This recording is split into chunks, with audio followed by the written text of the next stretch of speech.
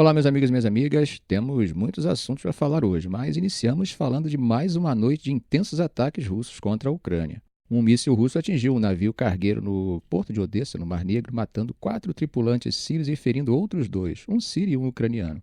O navio, chamado MJ Pinar, estava carregando trigo para a Argélia quando foi atingido. Além disso, a infraestrutura portuária também sofreu danos e outras embarcações também foram afetadas, embora não haja detalhes sobre a extensão do estrago. Vocês devem lembrar que desde que o acordo com a Rússia foi suspenso, a Ucrânia continua usando o Mar Negro para exportar seus grãos, mesmo correndo risco com os constantes bombardeios da Rússia.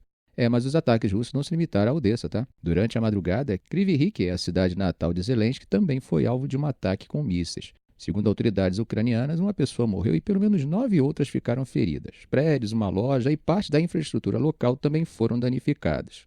Gente, parece que Putin quer cumprir sua promessa sobre expulsar os ucranianos de Kursk. Segundo o Ministério da Defesa da Rússia, as tropas de Moscou avançaram ainda mais dentro da área, capturando 5 vilarejos nos últimos dias. O porta-voz do Kremlin, Peskov, afirmou que a dinâmica é boa e sugeriu que a ofensiva russa está indo como planejado. Além disso, surgiram imagens verificadas mostrando soldados russos com a bandeira tricolor no centro de Sudza, uma cidade estratégica perto da fronteira. Bom, mas será que já houve alguma confirmação por parte de Kiev sobre isso? Bem, o comandante ucraniano negou que suas tropas estivessem cercadas, mas admitiu que estava se reposicionando para melhorar as defesas. No entanto, o influente blogueiro militar ucraniano postou no Telegram que as forças armadas da Ucrânia estão deixando Kursk e que até sexta-feira não vai restar nenhum único soldado ucraniano na área. Ao mesmo tempo, esse mesmo canal afirmou que a Ucrânia segue bombardeando Sudza com força. O analista russo independente Ruslan Leviev também comentou sobre a situação. Segundo ele, há a possibilidade de a história terminar hoje ainda, ou talvez os ucranianos tentem segurar as vilas fronteiriças por mais alguns dias. Mas, no geral, a história da cabeça de ponte de Kursk está chegando ao fim e as tropas ucranianas estão saindo. Isso foi o que ele disse à Dose da TV. Outro ponto importante, gente, é que a Deep State Map, um mapa de monitoramento do campo de batalha que é amplamente utilizado, indicava que Sudza não estava mais sob controle ucraniano. Vale lembrar que esse mapa não é um documento oficial do governo de Kiev, tá? Mas é atualizado com base em dados públicos e relatos de usuários. Bom, no contexto atual, gente, Zelensky aceitou um cessar-fogo de 30 dias mediado pelos Estados Unidos e que agora só depende da palavra de Moscou. Kursk era uma das poucas áreas em solo russo que a Ucrânia conseguiu manter por meses, e muitos viam essa ocupação como um trunfo para futuras negociações. Agora, se essa retirada for confirmada, a Rússia ganha mais espaço e pode consolidar sua posição na região. Bom, gente, conforme publicamos em nossa atualização da comunidade do canal, a Ucrânia aceitou a proposta de cessar-fogo de 30 dias apresentada pelos Estados Unidos. É um pouco estranho isso, né? Mas foi exatamente isso que aconteceu. Agora falta a Rússia dizer se concorda ou não, né? Aqui entre a gente, se seguir a lógica, eles não aceitariam, né? Isso pelo fato de que eram contrários a uma trégua limitada que cobria apenas ar e mar. Porém, vamos esperar para ver, pois, no fundo mesmo, nunca ficamos sabendo de todos os detalhes dessas negociações. Apenas o que vai para o papel. A princípio, gente, fontes russas já deixaram claro que qualquer acordo teria que levar em conta os avanços territoriais russos e atender às preocupações de Moscou. Depois da chegada de Trump à Casa Branca, os ventos mudaram bastante, né? Por exemplo, ele decidiu suspender a ajuda militar a Kiev, começou a negociar diretamente com Moscou e ainda exigiu que a Ucrânia desse passos concretos para encerrar o conflito. Mas agora, os Estados Unidos concordaram em retomar o envio de armas e compartilhamento de inteligência, mas isso só depois que a Ucrânia se mostrou disposta a apoiar um cessar-fogo durante as negociações na Arábia Saudita. Sob o ponto de vista oficial, o Kremlin afirmou que está analisando cuidadosamente os resultados da reunião e aguardando mais detalhes do secretário de Estado dos Estados Unidos, Marco Rubio, e do conselheiro de Segurança Nacional, Mike Waltz. Bom, Peskov, que é o porta-voz do Kremlin, reagiu com cautela quando perguntado se a Rússia pretendia condicionar a trégua ao levantamento das sanções internacionais. Rubio e Watts disseram que passariam informações detalhadas sobre a essência da conversa em Jeddah por meio de vários canais, e Peskov afirmou que eles precisam receber essas informações. Bom, do lado americano, Rubio afirmou que os Estados Unidos esperam uma resposta positiva da Rússia e que, caso Moscou rejeite a proposta, isso acabaria revelando muito sobre as reais intenções do Kremlin. Ele também destacou que a Europa vai precisar estar envolvida em qualquer tipo de garantia de segurança para a Ucrânia e que as sanções contra Moscou também estarão em pauta. Agora, quando perguntado se a Rússia poderia aceitar o cessar-fogo sem condições, ele respondeu assim: "É isso que queremos saber, se eles estão dispostos a fazer isso incondicionalmente." Bom, em algumas mídias ocidentais, aquelas mais indisfarçadamente imparciais que eu assisti ontem, o acordo é apresentado como uma chance de ouro para Moscou. Em Kiev, Zelensky classificou o encontro na Arábia Saudita como construtivo e disse que um possível cessar-fogo de 30 dias poderia ser usado para negociar um acordo de paz mais amplo. Mas será que isso é realmente viável? Será que é dessa forma que Moscou encara? Isso é pelo fato de que, enquanto as conversas acontecem, o que estamos vendo no campo de batalha é um cenário muito diferente. Como falamos antes, a Ucrânia está perdendo sua posição na região de Kursk dentro do território russo. E isso acaba reforçando a ideia de que Moscou está com vantagem e pode querer consolidar seus ganhos antes de aceitar qualquer tipo de negociação. Putin já disse várias vezes que está disposto a conversar sobre o fim da guerra. Trump acredita que o líder russo fala sério, mas outros líderes ocidentais acabam discordando, né? Ele afirmou ontem que espera que a Rússia aceite o cessar-fogo e que ele deve conversar diretamente com Putin ainda nessa semana. Putin já afirmou que estaria aberto a um acordo com Trump, mas sem abrir mão de grandes concessões territoriais. Além disso, Moscou continua insistindo que Kiev deve abandonar de vez qualquer intenção de entrar para a OTAN. Isso pelo fato de que ele considera o expansionismo da OTAN para o leste europeu como a causa primeira da guerra, sendo a ambição da Ucrânia de entrar para a aliança o estopim de tudo. Bom, dentro do governo russo, há quem veja essa proposta com certa desconfiança. Um alto funcionário russo disse que Putin dificilmente aceitaria um cessar-fogo sem antes estabelecer termos e garantias concretas. Veja só o que ele falou. Putin está em uma posição forte porque a Rússia está avançando. Sem garantias, a posição russa pode rapidamente se enfraquecer e o Ocidente pode acabar culpando Moscou por não ter encerrado a guerra. Ou seja, a Rússia não descarta a trégua, mas quer algo em troca. Outro funcionário russo alertou que o cessar-fogo pode ser uma armadilha para Moscou, pois Putin poderia perder força ao interromper a guerra sem garantias firmes. Já um terceiro analista russo disse que, do ponto de vista de Moscou, a questão mais importante não é a trégua em si, mas o fato de os Estados Unidos terem retomado o envio de armas e inteligência para a Ucrânia. Ou seja, na visão de Moscou, o cessar-fogo pode ser só uma cortina de fumaça para justificar essa decisão de Washington.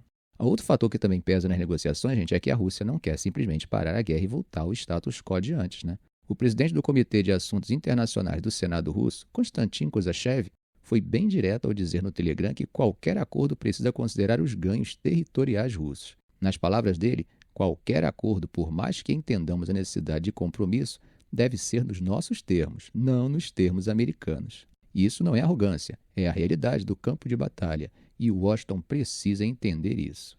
Putin também já deixou claro que um cessar-fogo de curto prazo não é suficiente. Em dezembro, ele afirmou que a Rússia não precisava de uma trégua, precisava de uma paz de longo prazo garantida por segurança para a Federação Russa e seus cidadãos. A questão difícil é como garantir essas garantias. E o que seria essa segurança? Em junho, ele estabeleceu suas condições para a paz. A Ucrânia deve abandonar oficialmente sua entrada na OTAN, retirar suas tropas de 4 regiões ocupadas pela Rússia. Como nós sabemos, atualmente a Rússia controla cerca de 20% do território ucraniano, algo em torno de 113 mil quilômetros quadrados, isso segundo estimativas baseadas em fontes russas e mapas públicos. Moscou diz que 75% das regiões de Donetsk, Zaporizhia e Kherson e mais de 99% de Luhansk já estão sob seu domínio. Para Putin, esses territórios agora fazem parte da Rússia e nunca serão devolvidos à Ucrânia. Mas já Kiev diz que essas regiões foram anexadas ilegalmente e que jamais reconhecerá a soberania russa sobre elas. Bom, numa análise realista, sem paixões, quais seriam as motivações para o cessar-fogo considerando os 3 lados envolvidos? Bom, considerando a política dos Estados Unidos nessa dinâmica, a mudança de postura após a chegada de Trump à Casa Branca, suspendendo a ajuda militar à Ucrânia, mas depois retomando o envio de armas, dá uma ideia de que Washington ainda busca equilibrar o conflito de maneira que evite um colapso imediato de Kiev, ao mesmo tempo em que testa os limites da Rússia. E a Ucrânia, considerando sua posição diante do apoio europeu, pode ser apenas um movimento tático, possivelmente visando tempo para reabastecimento e reorganização de forças. Isso, de alguma forma, se alinha à visão expressa em análises recentes sobre o conflito, que destacam que a Ucrânia enfrenta uma posição militar desvantajosa, enquanto a Rússia tem consolidado avanços territoriais. Mas e a Rússia? Nosso comentário de ontem sobre o alerta do Kremlin para que os russos não se empolgassem com Trump acaba reforçando a impressão de que Moscou sabe que está em posição de vantagem e pode buscar condições mais favoráveis antes de concordar com qualquer trégua. Como foi destacado por fontes russas, qualquer negociação deve levar em conta os ganhos territoriais da Rússia e oferecer garantias concretas à sua segurança. Bom, mas isso são apenas análises, E temos que aguardar para saber quais serão os desdobramentos reais. Bom, meus amigos, indo para um assunto mais leve, mas nem por isso menos importante, vamos falar sobre a entrada em vigor hoje de uma saraivada de tarifas dos Estados Unidos contra o comércio internacional. Essa decisão, que entrou em vigor hoje, quarta-feira, faz parte de uma estratégia maior para tentar reequilibrar o comércio global a favor de Washington. Mas, como já era esperado, a resposta de outros países veio rápido e com força. A ideia dele é fortalecer os produtos americanos, mas essa política de tarifas vem mexendo com os mercados, gerando preocupação entre economistas, investidores e empresários. Tem gente dizendo que isso pode até empurrar os Estados Unidos para uma recessão, o que, é claro, teria um impacto global.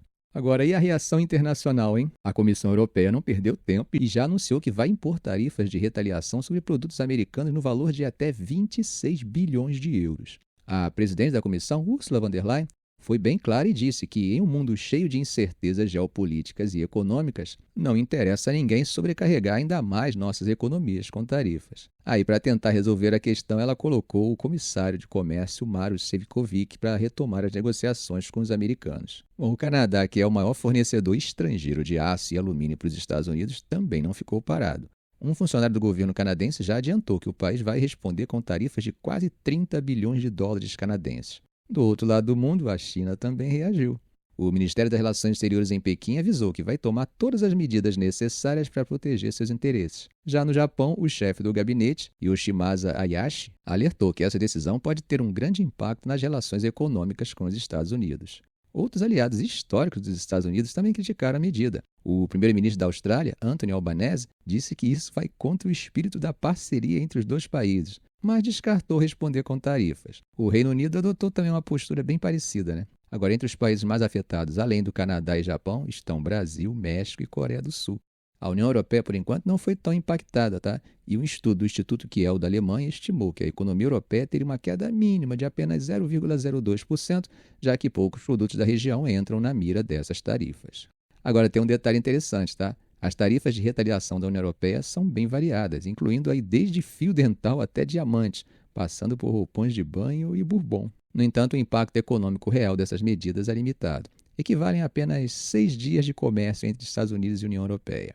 Mas, mesmo assim, o ministro francês Benjamin Haddad já deixou claro que essa resposta pode escalar. Ele mencionou que, se necessário, eles podem incluir serviços digitais e propriedade intelectual na lista de retaliações.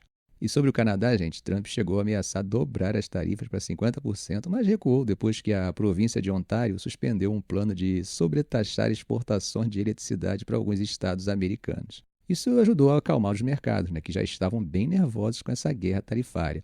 No entanto, apesar da tensão, as bolsas da Ásia e da Europa não sentiram tanto impacto nessa quarta-feira. E os futuros das ações nos Estados Unidos até subiram um pouco, Empresas como Ford, General Motors, que dependem desses metais, tiveram um desempenho estável no pré-mercado. Mas, mesmo assim, o mercado americano ainda está sentindo o impacto dessa política. Desde março, as bolsas dos Estados Unidos sofreram uma queda forte, apagando todos os ganhos acumulados desde a eleição de Trump. Ou seja, essa estratégia de tarifas pode estar custando caro à própria economia dos Estados Unidos. Talvez por isso Trump esteja assistindo a uma subida na sua rejeição, que pela primeira vez desde que tomou posse superou a aprovação. Bom, mas saindo da economia, tem outro assunto em que a sombra de Trump está presente. Vocês lembram quando ele chegou a dizer que queria comprar a Groenlândia? Pois bem, essa ideia não foi esquecida. E agora ela está mexendo diretamente com a política local. Nas eleições parlamentares que aconteceram ontem, o partido pró-negócios Democratic, que defende um caminho mais lento para a independência da Groenlândia, acabou vencendo. Eles saltaram de 9,1% dos votos em 2021 para quase 30% agora. O líder do partido, que é Jens Frederik Nielsen, comemorou o resultado e reforçou que não quer independência imediata. Segundo ele, a Groenlândia precisa construir uma base sólida primeiro. Por outro lado, o partido Naliarak, que quer uma separação mais rápida da Dinamarca, ficou com 24,5% dos votos. Esse crescimento da oposição mostra que a questão da independência está cada vez mais no centro do debate. O primeiro-ministro atual, Mutia Jed, reconheceu a derrota e disse que está aberto a negociações para formar uma coalizão de governo. Mas por que isso importa? Bom, a Groenlândia é estratégica, Além da sua posição no Ártico, que está se tornando um palco de disputa entre grandes potências, a ilha tem vastos recursos minerais, incluindo terras raras, que são essenciais para a indústria de tecnologia e defesa. E, claro, tanto os Estados Unidos quanto a China e a Rússia estão de olho nisso.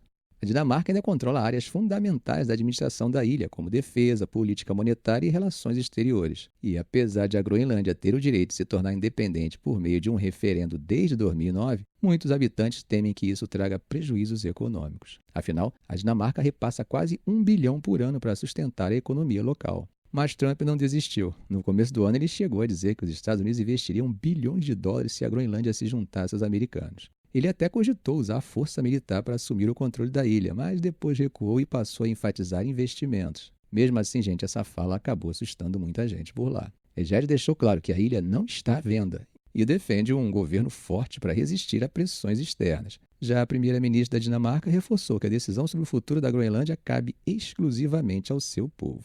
Bom, gente, mudando de assunto, vamos dar um pulo na África. Ontem, nessa terça-feira, o governo angolano anunciou que vai tentar promover um encontro direto entre os governos congolês e os rebeldes do M23, grupo armado que tem apoio de Ruanda, embora Ruanda não admita, né? Mas aí fica a dúvida, o governo do Congo, que já recusou várias vezes negociar com o M23, vai aceitar essa mediação? Bom, por enquanto a resposta oficial foi cautelosa, né? O porta-voz da presidência do Congo disse que o país tomou nota da iniciativa, sem confirmar presença nas conversas. Já o M23, através de um de seus porta-vozes, chamou a decisão de uma vitória da razão e garantiu que vai participar das negociações. O conflito no leste da República Democrática do Congo, gente, como já comentamos em um vídeo anterior, tem raízes profundas e são ligadas ao Genô-Pontim-Pontim de Ruanda de 1994 e também à disputa por vastos recursos minerais da região. Os rebeldes do M23, que são majoritariamente tutsis, tomaram duas das maiores cidades do leste do Congo desde janeiro, intensificando uma guerra que já dura há anos. O governo congolês acusa Ruanda de apoiar diretamente o grupo com armas e soldados. Eles negam, dizendo que suas forças atuam apenas em legítima defesa contra ataques do exército congolês e de milícias hostis ao regime ruandês. O presidente do Congo esteve nesta terça-feira na capital angolana, Luanda, para um encontro com João Lourenço, presidente de Angola. A presidência angolana deixou claro que o objetivo do país é mediar um cessar-fogo duradouro e tentar diminuir as tensões entre o Congo e Ruanda. Segundo o comunicado oficial, Angola, enquanto mediador do conflito, vai estabelecer contatos com o M23 para que as delegações do Congo e do M23 possam manter negociações diretas em Luanda nos próximos dias. Agora, a grande dúvida é se essa tentativa de Angola vai surtir efeito, né? O Congo tem resistido a qualquer diálogo com o M23, insistindo que o grupo deve depor as armas antes de qualquer conversa. Mas, por outro lado, sem uma negociação, o conflito segue escalando, com impactos humanitários e geopolíticos enormes. Como sempre, gente, vamos torcer pela paz, né? Bom, mudando para o Oriente Médio, temos mais um capítulo das tensões entre os Estados Unidos e o Irã. Dessa vez, Trump enviou uma carta diretamente ao líder supremo do Irã, o Ayatollah Ali Khamenei. Nessa carta, ele propõe uma negociação sobre o programa nuclear do país. A carta foi entregue pelo conselheiro diplomático do presidente dos Emirados Árabes Unidos, Anwar Gargash, conforme confirmou o porta-voz do Ministério das Relações Exteriores do Irã. Mas a resposta de Teherã não demorou, gente, e veio num tom esperado. Khamenei rejeitou qualquer possibilidade de negociar sob pressão e disse que o Irã não vai aceitar ameaças e exigências exageradas. Agora, gente, o presidente iraniano Massoud Pezeshkian foi ainda mais direto e mandou um recado para Trump: faça o que diabos você quiser. E isso segundo a imprensa estatal iraniana. Trump já deixou claro que há duas maneiras de lidar com o Irã, militarmente ou através de um acordo que impeça Teherã de adquirir armas nucleares. O problema é que a abordagem agressiva dele, baseada na chamada política de pressão máxima, tem sido vista pelo Irã como uma tentativa de intimidação e não como um convite real para o diálogo. Enquanto isso, o Irã segue expandindo seu programa nuclear. De acordo com a Agência Internacional de Energia Atômica, a IEA, os estoques iranianos de urânio enriquecido a 60%, um nível muito próximo do necessário para armas nucleares, aumentaram bastante. E isso tem preocupado os países ocidentais, que convocaram uma reunião fechada no Conselho de Segurança das Nações Unidas para discutir o tema. 6 países, Estados Unidos, Reino Unido, França, Grécia, Coreia do Sul e Panamá, pediram esse encontro para debater o avanço do programa nuclear iraniano. Mas o Irã já criticou a iniciativa, dizendo que isso coloca em dúvida a boa-fé das potências ocidentais nas negociações em andamento. Além disso, as movimentações diplomáticas continuam, né? Segundo o governo chinês, representantes da China e da Rússia vão se reunir com negociadores iranianos em Pequim para discutir a questão nuclear. Enquanto isso, o Irã também se prepara para uma nova rodada de negociações com França, Reino Unido e Alemanha, que ainda fazem parte do acordo nuclear de 2015. O impasse é bem claro, né, gente? De um lado, Trump quer um novo acordo, mas insiste em manter sanções pesadas. Do outro, o Irã se recusa a negociar sob pressão enquanto avança cada vez mais na sua capacidade de enriquecimento de urânio. O risco aqui é que essa escalada possa acabar levando a um confronto militar, algo que ninguém quer, mas que continua sendo uma possibilidade real se as tensões não forem resolvidas. Ficamos por aqui. Se esse vídeo foi útil a você, faça um comentário, compartilhe em suas redes sociais, dê um like. E é claro, se ainda não for inscrito, inscreva-se no canal e ative o sininho para não perder os próximos vídeos. Ok, gente? Um grande abraço do professor Arão Alves.